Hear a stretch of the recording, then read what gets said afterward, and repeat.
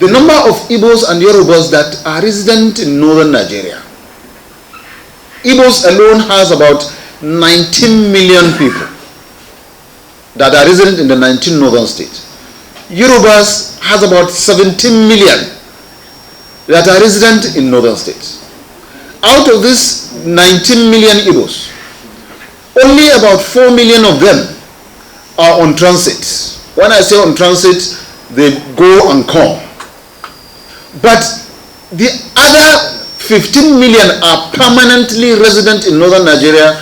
Not only that, they own properties, they own personal houses, they own shops, they even own farmlands and personal, bought and sold to them, and they have document for those properties.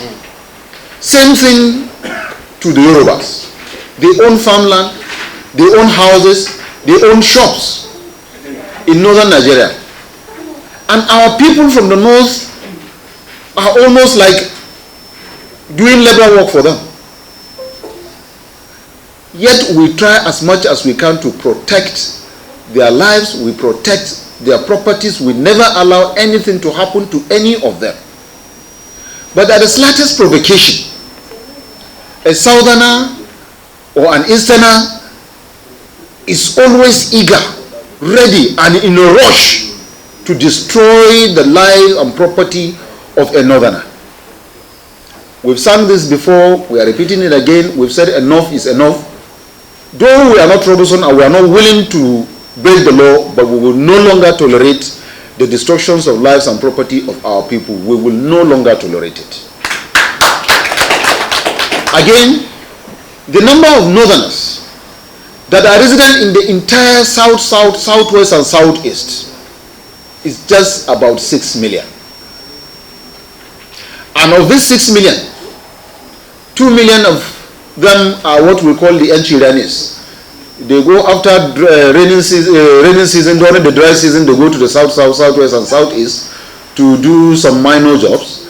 And immediately the rainy season is coming, they return back. So we have only about 4 million that are permanently resident in all the 3 geopolitical zones of the south, southwest, and southeast. And of those, none of them will hit his chest and say that he owns a personal property in those areas. Most of our people are living in bachas, in wood constructed houses.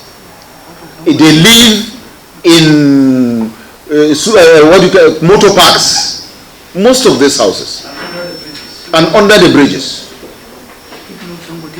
And comparing the investment of Yorubas and Igbos in the northern Nigeria that is running into billions of naira. Not only billions, trillions of naira. The northerners' investment in the south, southwest, and southeast is almost nothing. Because most of our people are either shoe shiners, wheelbarrow pushers, tomato sellers, orange sellers, and then keke napep, fingernail cutters, and then Okada riders. Mostly, this is what our people do when they go to those other parts of the country. So if you put the investment, apart from people like Dangote and Boa, if you put the investment of the entire 6 million northerners that are in the south is not up to the investment of one single Yoruba man or one single Igbo man that is resident in the north, most especially those that are in Kano and Kaduna. If you go to Kaduna, on Ahmadu Bello Way, that's the major entrance, the major street of Kaduna. 95% of the buildings in Ahmadu Bello Way belongs to Igbos and Yorubas. If you go to Kano, no man's land, Java, Sabongari, every structure you see in these places, and they are skyrocketed buildings, every structure you see in that place belongs to either an Igbo man or a Yoruba man. Yet, we live peacefully, we try to protect them. But our people have become prey in the hands of these other people from this other part of Nigeria. So we are saying it's enough. And this is how it comes about that this report we are receiving today, the number of people that have been killed and properties lost for committing no offense, just for the fact that they migrate from the north to the south in an attempt to make ends meet, which by the Nigerian Constitution 1999 as amended, they have every legal right to do that.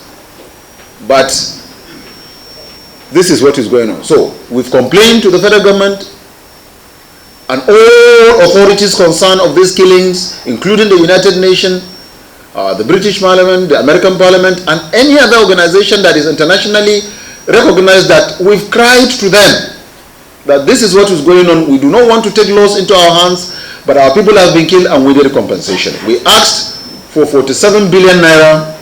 Today we are receiving reports from a compensation committee, Northern Consensus Movement Compensation Committee, that has come up with a comprehensive report of the losses, both of life and properties. We are receiving this report, and this report will be forwarded to the federal government for their necessary action.